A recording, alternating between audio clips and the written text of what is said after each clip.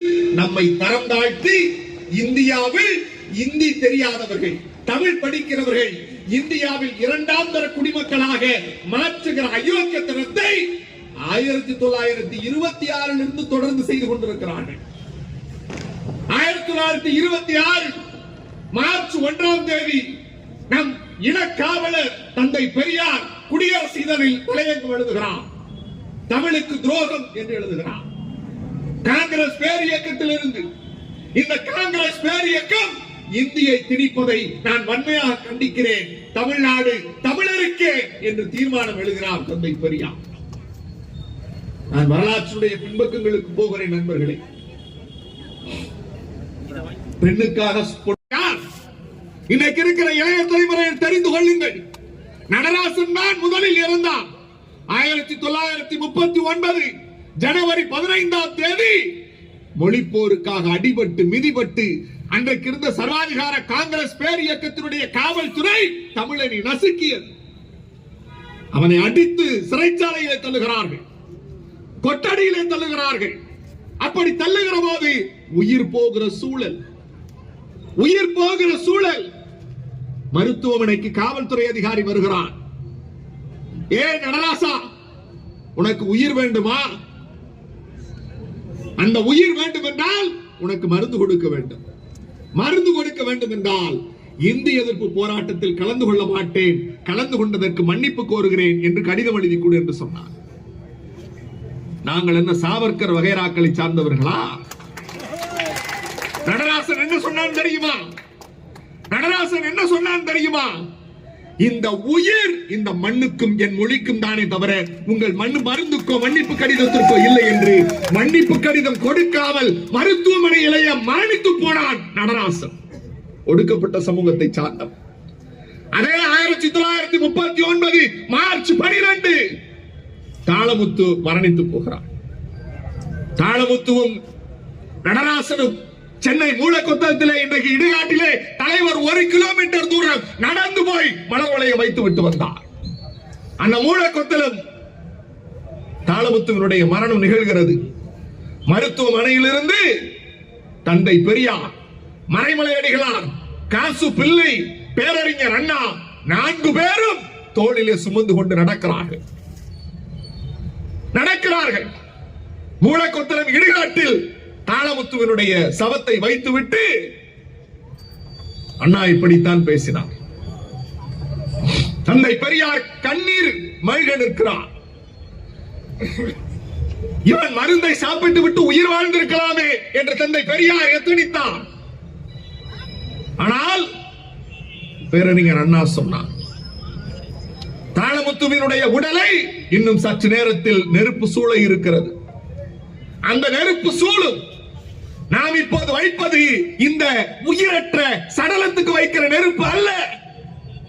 நம் தாய்மொழிக்காக தன் இன்னுயிரை ஆகுதியாக கொடுத்து முதல் களப்பலியில் இங்கே மாண்டு கிடக்கிறானே தாளமுத்து, அவன் இதயத்தில் வைக்க போகிற தீயை நாம் இதயத்தில் ஏற்றிக்கொண்டு நம் தாய்மொழியை காக்கிற கடமைக்கு நாம் இன்னுயிரை கொடுக்க வேண்டும் என்று அண்ணா சொன்னார்.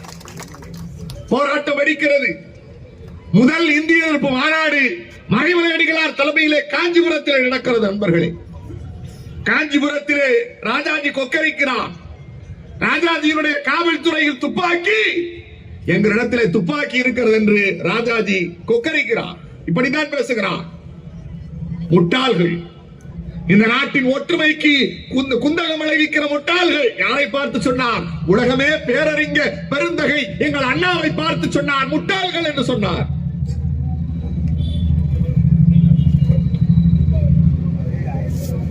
அண்ணா சிரித்துக் கொண்டே சொன்னார், நாங்கள் முட்டாள்களாக வேண்டுமானால் இருக்கலாம், ஆனால் ஆரிய அடிவருடியாக இந்த ஆரிய சனாதன கும்பல்களை வேறறுக்கிறவனாகத்தான் இந்த அண்ணாதுரை இருப்பான் என்று மாநாடு கூட்டினார்.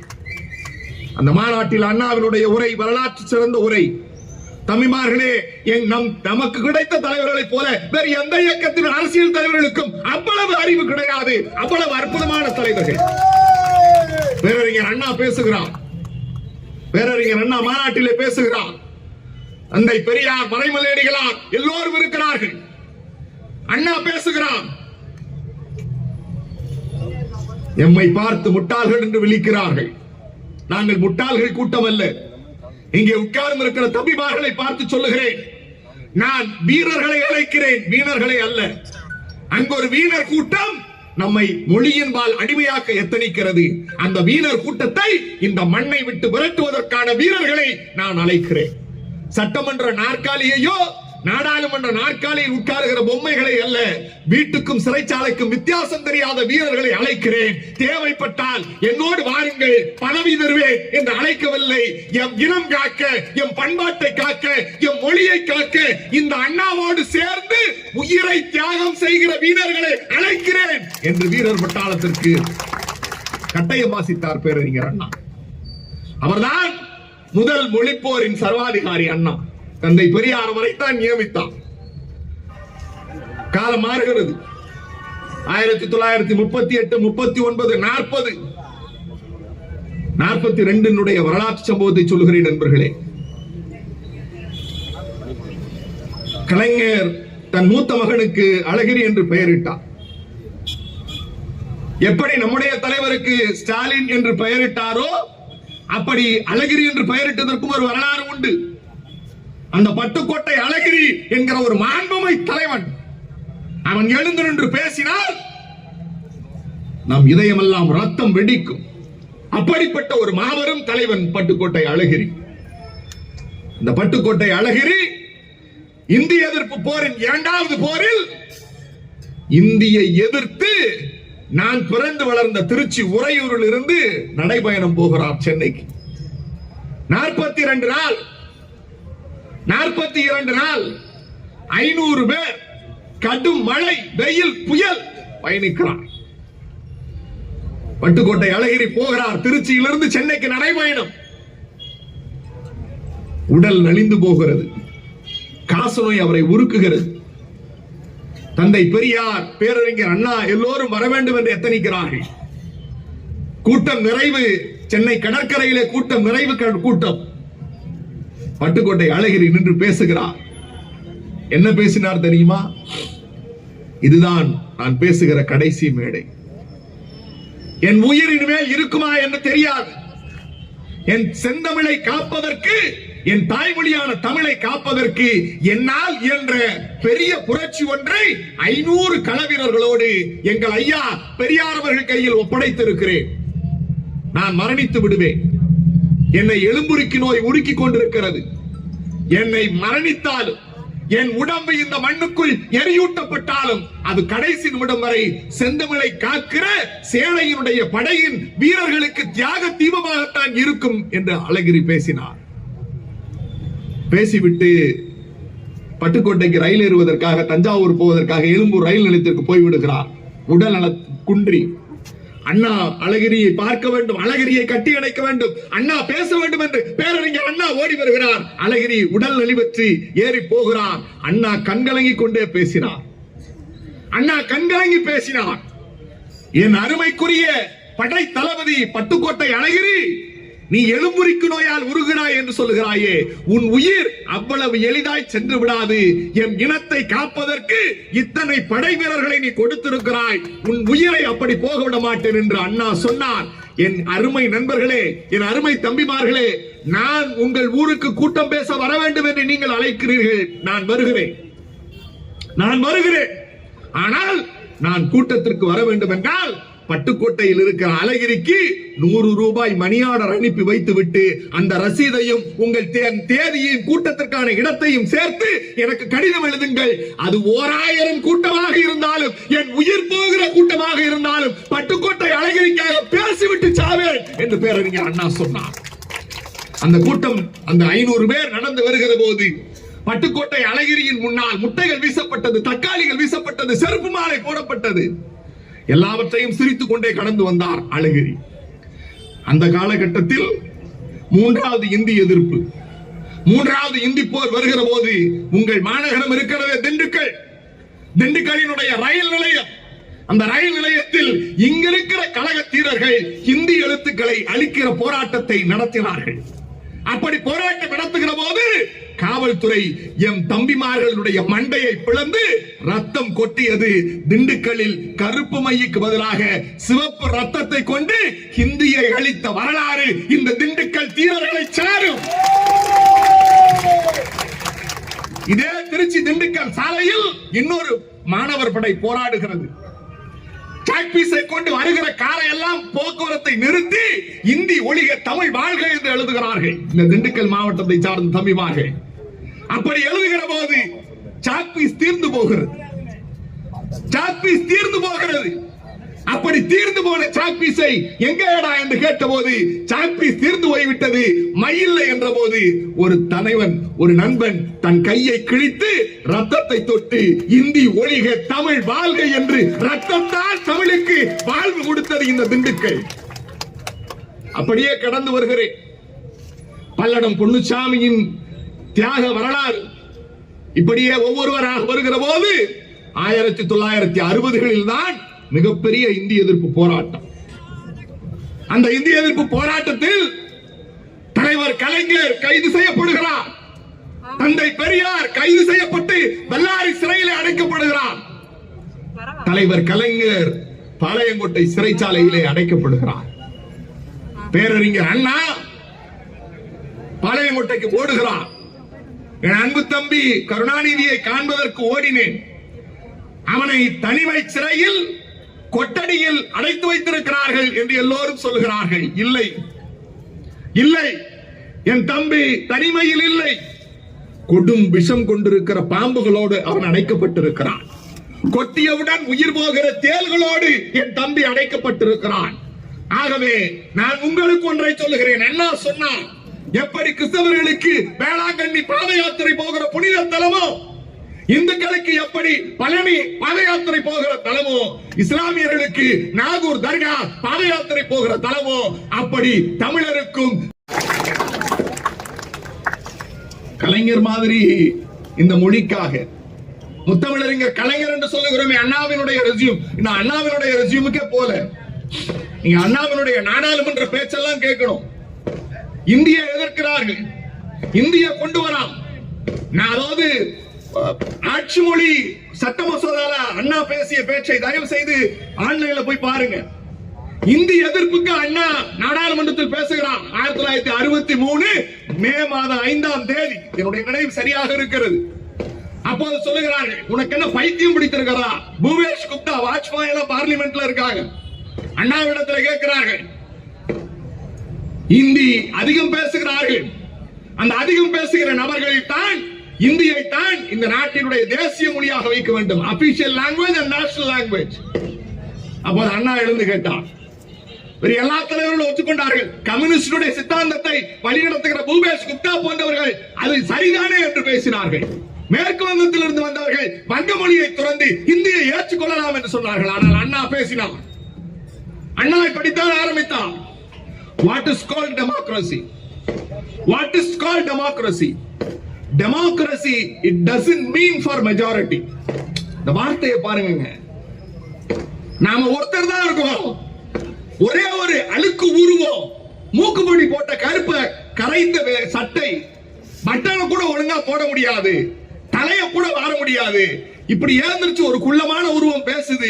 யாரா இந்த பைத்தியக்காரன் எல்லாரும் பார்த்தா அந்த நாடாளுமன்றத்தில் அவர் சொன்னார், democracy does not mean for majority, it should be the democracy means it is for care and share of the minority that ethically and morally அப்படின்னு ஒரு வார்த்தையை போடுறார்.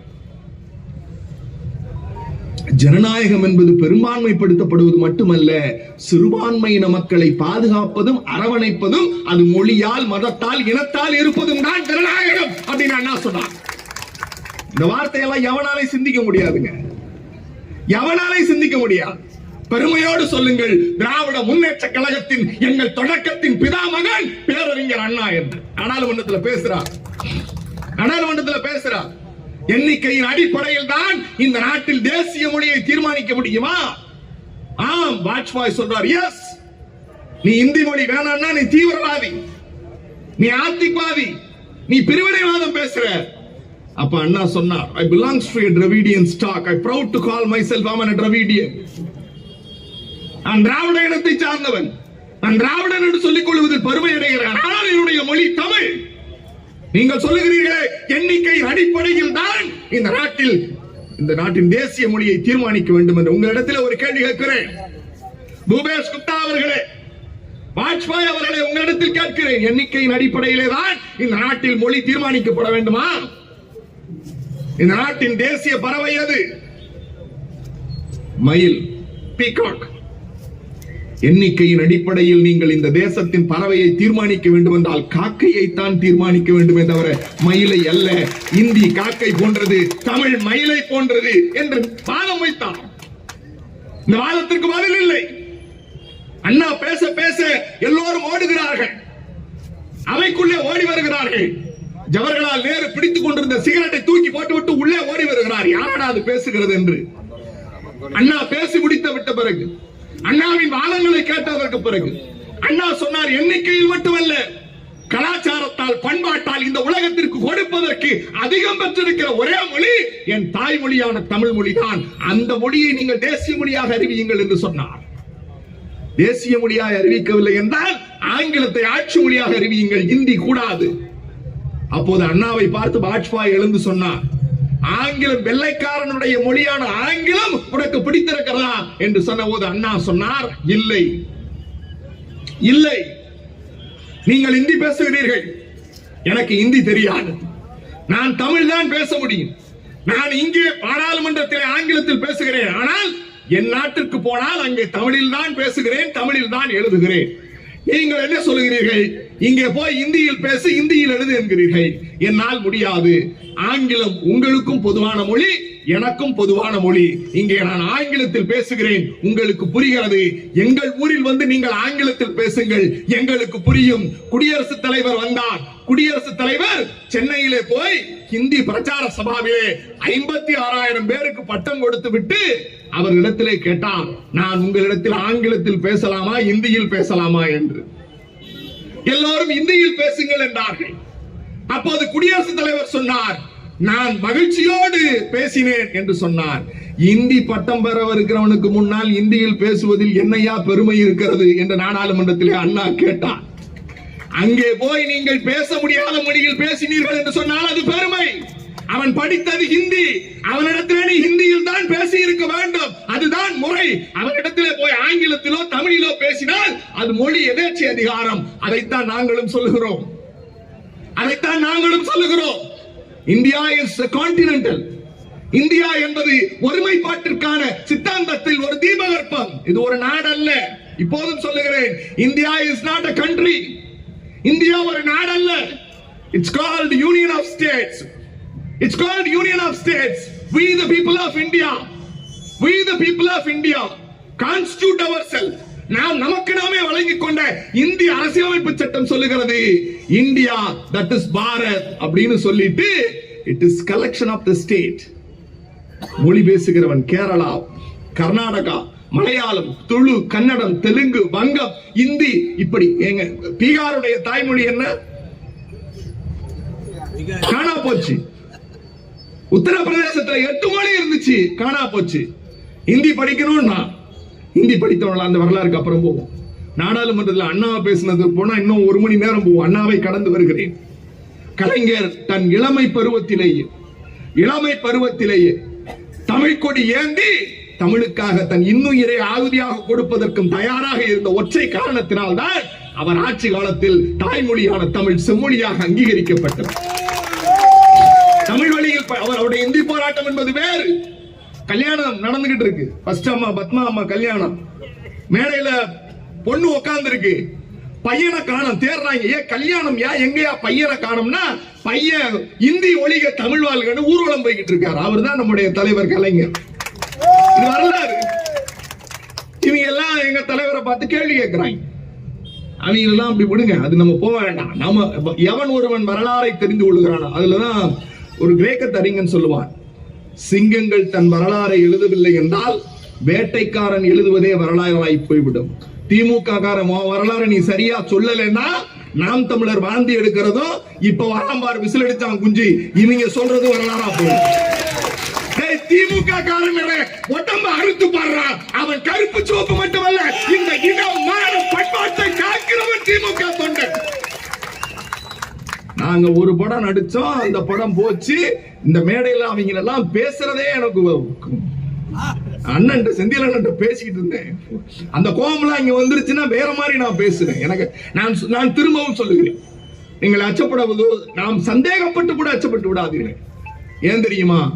நாம திமுக காரண்டா, கருப்பு சோப்புட நம்ம கொடி உதயசூரியன் நான் உங்களிடத்துல சொல்லுகிறேன், எங்களுக்கு விசில் வந்துருச்சு, நாங்க விசில் எடுத்தாங்க கொஞ்சம். 75 வருஷமா ஒரு இந்திய சுதந்திர வரலாற்றில் மாநிலத்தில் மத்தியத்தில் எந்த கட்சிக்கு இல்லாத பெருமை என்ன தெரியுமா? 75 வருஷம் ஒரே ஆட்சிங்க உதயசூரியன், ஒரே கொடி கருப்பு சிவப்பு, ஒரே சிந்தனை சமூக நீதி. அது எந்த இயக்கத்தையும் காட்டுறா பார்ப்போம்.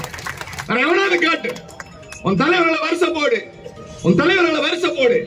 நான் எங்கள்கிட்ட இருக்க 2 பேர், இங்க மாவட்ட அமைப்பாளர் பிரபாகர் ராஜாவையும் மாநகர அமைப்பாளர் மதுசூதனன் 2 பேரையும் மேடையில உட்கார வைக்கிறேன். 2 பேர்கிட்ட நீ சமூக நீதினா என்னன்னு பேசிட்டு போயிருங்கடா, நாங்க கட்சியை கலைச்சோம். யாருகிட்ட வந்து நண்பர்களே, நான் மீண்டும் சொல்லுகிறேன், கலைஞர் போராடினார். ஆனால் இன்றைக்கு கலைஞர் காலம் நேர்மையான எதிரிகள் இருந்தார்கள். நான் சொல்லும் வார்த்தை கவனியுங்கள், நேர்மையான எதிரிகள் இருந்தார்கள். அண்ணா காலத்திலும் நேர்மையான எதிரிகள் இருந்தார்கள். ஆனால் இன்றைக்கு நான் உங்களுக்கு ஒரு முதல்வராக, நம் இயக்கத்தின் தலைவராக தெரியும். பல நேரங்களில் அவர் பக்கத்தில் அருகாமையில் இருந்து பார்க்கிற போது அவருக்கான நெருக்கடி, அந்த நெருக்கடிகளை கடந்து தமிழ்நாட்டின் எல்லைச்சாமியாக எத்தனை பேர் காவி கொடியோடு வந்தாலும் என் தமிழ்நாட்டை பாதுகாப்பதுதான் என் முதல் கடமை என்று தமிழ்நாட்டின் எல்லைச்சாமியாக முத்துவேல் கருணாநிதி ஸ்டாலின் என்கிற மாண்புமை தலைவர் இருக்கிறார். அப்பா சொன்னார்ல, ஐபி அப்பா சொன்னார்ல, இந்த தர்மேந்திர பிரதான் ஒருத்தர், தர்மேந்திர பிரதான் அவருடைய தாய்மொழி போஜ்புரி, அவர் இந்தி படிக்க ஆரம்பிச்சு தாய்மொழியை மறந்துட்டார். அப்படி மறந்த ஒருவர் நாடாளுமன்றத்தில் உட்கார்ந்து வெத்தலை பாக்கு போட்டு பான்பராக் போட்டு நாற்காலிக்கு அடியிலேயே துப்புகிற பராரி கும்பல் தமிழ்நாட்டை பார்த்து சொல்லுகிறது, நீங்கள் பண்பற்றவர்கள், நீங்கள் பண்பற்றவர்கள். என்ன சொல்றாரு? எங்க பிள்ளை படிக்கணும், எங்க பிள்ளை படிக்கணும், எங்க பிள்ளை படிக்கிறதுக்கு சமகிரக சிக்ஷா அபியான் திட்டத்துக்கு வர வேண்டிய நிதியை நீ கொடுக்கல. உன்கிட்ட கேட்டோம், நீ என்ன சொல்ற? ஹிந்தி படி தரேன்னு சொல்ற. உன் வீட்டு பிள்ளை ஹிந்தி படிக்கட்டும், நான் தரேன்னு சொல்றேன். ஒப்பிடுவோம், ஒப்பிடுவோம். நான் இந்தி மொழிக்கு எதிரானவன் அல்ல, இங்க இருக்கிற யாரும் இந்தி மொழிக்கு எதிரானவர்கள் அல்ல. இந்த பாஜக சங்கியை கூட விவாதத்தில் வர்ற மாட்டு சங்கி, மாட்டு மூளையில இருக்கிற இடத்துல சாணியை வச்சிருக்கிறவங்க எல்லாரும் சொல்லுவாங்க திமுக இந்தியை எதிர்க்கிறது. நாங்க இந்தியை எதிர்க்கல. we are not against Hindi, we are against only the imposition of Hindi. நாங்கள் இந்திக்கு எதிரி அல்ல, இந்தி ஆதிக்கத்திற்கும் இந்தி திணிப்புக்கும் தான் எதிரி. என் தாய்மொழி தாண்டா உயர்ந்தது மற்ற மொழிகளை காட்டிலும். அப்பா சொன்னாங்கல்ல, எகிப்தினுடைய அனடோனாவிலே தான் 3800 ஆண்டுகளுக்கு முன்னால் இரும்பை கண்டுபிடிக்கிறான். 3800 ஆண்டுகளுக்கு முன்னால் எகிப்தினுடைய அனடோனாவிலே தான் இரும்பை கண்டுபிடிக்கிறான், உருக்குகிறான். ஆனால் கீழடி நாகரிகம் 5300 ஆண்டுகளுக்கு முன்னால் தமிழன் என்கிற ஒரு பெருங்குடி இருந்தது. அந்த குடி இரும்பை உருக்கி வாள் செய்து தூக்கி சண்டமாரதம் செய்திருக்கிறான் என்ற வரலாற்று உண்மையை இந்த தமிழ் சமூகத்திற்கு மட்டுமல்ல உலகத்திற்கு கொடுத்தது முத்துவேல் கருணாநிதி ஸ்டாலின் என்கிற மாண்புமை தலைவர்.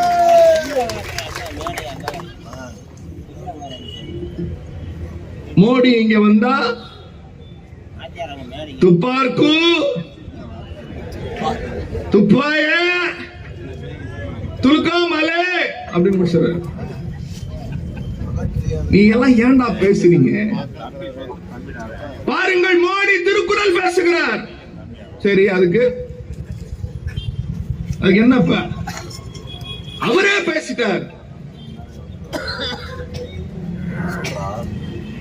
வான்புகழ் வள்ளுவனை கொண்ட தமிழ்நாடு, வாழ்வின் இலக்கணத்தை வகுத்து கொடுத்த தொல்காப்பியன் பிறந்த நாடு, யாது ஊரே யாவரும் கேளீர் தீதும் நன்றும் பிறர் தர வாரா நோதலும் தனித்தலும் அவச்சோர் அன்ன சாதலும் புதுவது அன்றே வாழ்தல் இனிதன மகிழ்ந்தன்று மிளவே முடிவின் இன்னாதென்றல மிளவே வானம் தண்டுளி தலையானது கல்பெருது இறங்க வள்ளல் பேரியாற்று நீர்வழிப்படுவும் புனைவால் ஆறுயிர் முறைவழிப்படுவோம் என்பதில் காட்சியில் தெளிந்தன ஆகலின் மாட்சியில் பெரியோரை வியத்தல் மிளவே சிறியோரை கண்டல் அதனினும் மிளமென்னு உலக தத்துவத்தை உலகத்திற்கு கொடுத்த கனியன் பூங்குன்றன் எங்கள் மண்ணில பிறந்திருக்கிறான். மோடி துப்பாருக்கு துப்பாய தூமலே அப்படின்னா நாங்க கை தட்டணும். சக்கரைன்னு பேப்பர்ல எழுதி நக்கினா இனிக்குமா? இனிக்குமா? இனிக்காது.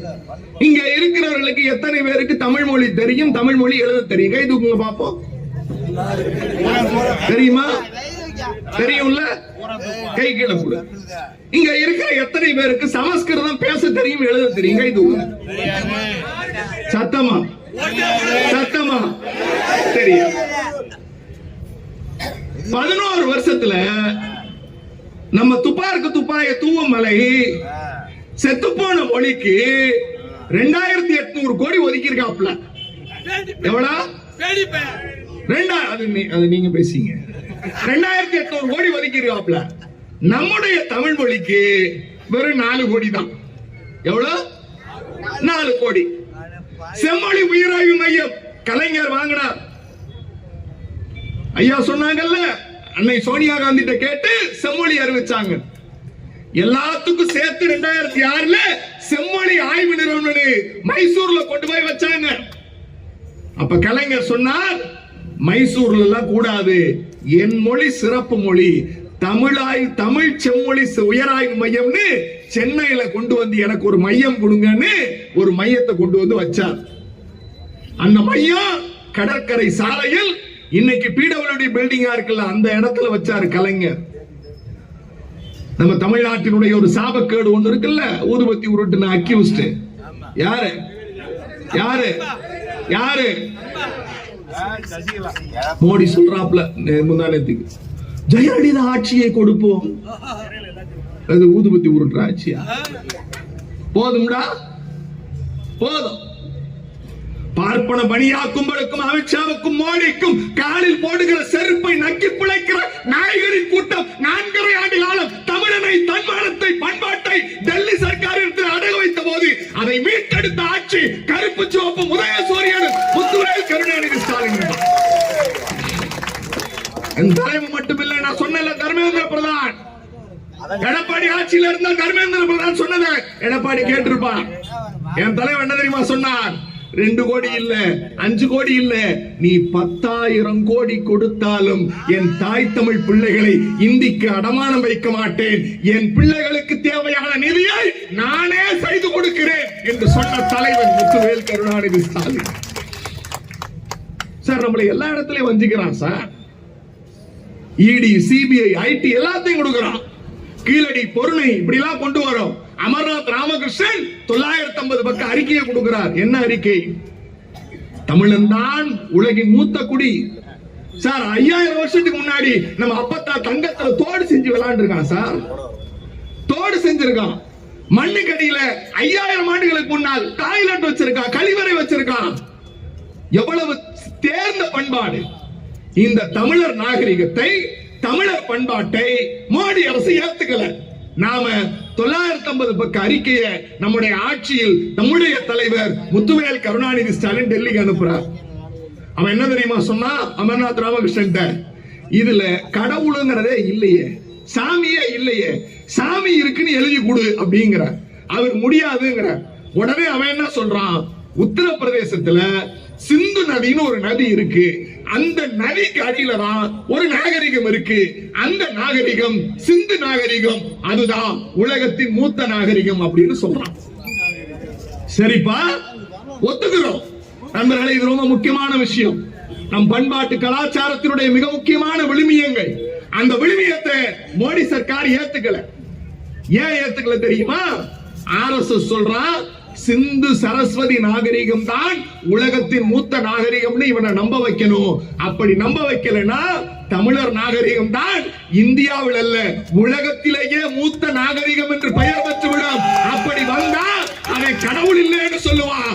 அவன் நமக்கெல்லாம் குலசாமி தானே கடவுள், நம்முடைய அப்பத்தா முப்பத்தா தானே நமக்கு சாமி. அவன் தான் சாமி. நாம சொல்ற சாமி இல்லைன்னா அவன்கிட்ட மனம் இருக்காது, மனம் இருக்காதுன்னா சாதி இருக்காது, சாதி இல்லைன்னா அவனை பிரிக்க முடியாது. அவன் கல்வி கேட்பான், உரிமை கேட்பான். இதை எல்லாத்தையும் அடிச்சு உடைக்கணும்னா அந்த நாகரிகத்துக்கு குப்பையில போட்டு வச்சிருக்கான். தமிழனை தமிழன் என்றும் தமிழ் பண்பாட்டை ஒத்துக்கொள்ளாத இந்த மோடி கேடி கும்பலோடு எடப்பாடி பழனிசாமி இப்ப கூட்டணி வச்சிருக்கான். கலாச்சாரத்தை பண்பாட்டை சிதைத்து நம் பிள்ளைகளுடைய படிப்பை நகர்த்தி அதற்கு வர வேண்டிய நிதியை தடுத்து மொழியை கொண்டு வந்து திணிக்கிற ஒரு போராட்டத்தை இன்றைக்கு முத்துவேல் கருணாநிதி ஸ்டாலின் எதிர்கொண்டிருக்கிறார். அந்த நிலையில் தான் நண்பர்களே தியாகங்கள் நிறைய இருக்கிறது. கிளப்பலூர் சின்னசாமி திராவிட செல்விங்கிற ஒரு சின்ன பிள்ளை 3 மாச குழந்தையை விட்டுட்டு இந்த மொழிக்காக உயிரை கொடுத்தான். ராஜேந்திரன் சிதம்பரத்திலே குண்டடிப்பட்ட போது எங்களை காட்டுவதற்கு மார்பு இருக்கிறது, உன்னிடத்திலே துப்பாக்கி குண்டு எத்தனை இருக்கிறது எடுத்து வா என்று கேட்ட அந்த பரம்பரை நம் தமிழர் பரம்பரை. செந்தமிழுக்கு தீமை வந்த பின்னும் இந்த தேகம் இருந்த ஒரு லாபம் உண்டோ? விந்தை தமிழ் மொழி எங்கள் மொழி, அது வீர தமிழ் மக்கள் ஆவி என்போம். இந்திக்கு சலுகை தந்திடுவார், அந்த ஈழரை காரி உமிழ்ந்திடுவோம். இப்புவி தோன்றிய நாள் முதலாய் எங்கள் இன்பத் தமிழ் உண்டு கண்டீர், தப்புழைத்தோர் இங்கு வாழ்ந்ததில்லை. அந்த தான் தோன்றிகளுக்கு என்ன ஆணவமா? அந்த மோடி கேடி டெல்லியில் இருக்கிற வகைராக்களுக்கு சொல்லுகிறேன், உங்களை போன்ற ஈழர்களை காரி உமிழ்வதற்கு தமிழர் பெரும்படை காத்திருக்கிறது. நான் உங்களிடத்தில் ஒரே ஒரு செய்தியை சொல்லுகிறேன் நண்பர்களே, நமக்கு அடையாளம் நம் இனமும் மொழியும் தான். நமக்கு அடையாளம் நம் இனமும் மொழியும் தான். நான் நலத்திட்டங்கள் செய்தேன், எனக்கு வாக்களியுங்கள் என்று உங்களிடத்திலே கேட்கவில்லை. இந்த மொழியையும் இந்த இனத்தையும் பாதுகாக்க வேண்டும் என்றால் நீங்கள் ஆதரிக்க வேண்டிய சின்னம் உதயசூரியன், ஆதரிக்க வேண்டிய தலைவர் முத்துவேல் கருணாநிதி ஸ்டாலின். திராவிட மாடல் 2.0 சந்திப்போம். நன்றி, வணக்கம்.